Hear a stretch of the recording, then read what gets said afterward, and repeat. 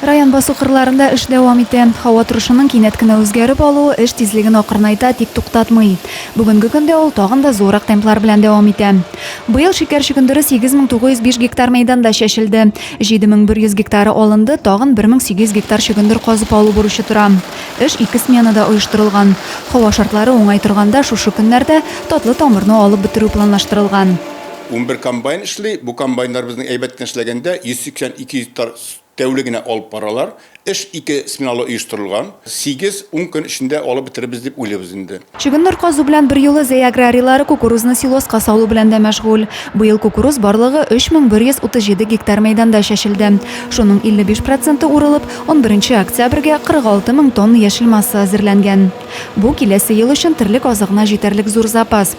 Көненә 80-110 гектар мәйданда кукуруз суктырыла. Бу эштә Зәй агрофирмасы механизаторлары алдынгылыкны бирми. Бу эштә безнең бик актив эшли агрофирма Зәй. 45 000 тоннаның 25 000 тонна салынган агрофирма Зәйдә. Монда безнең Джандирда эшләүче Риназ Закировны билгеләп үтәсем килә. Ул 45 000-ның 25 000 салды. Шулай агрофирма Зәй Сахардан Ермолов Михаил Александрович тоже 12 000 тонна силосны әзерләде инде. Шушы көннәрдә Зәй аграрийлары көнбагыш суктыруга кереште. Аның уңышын югары бәяли белгечләр.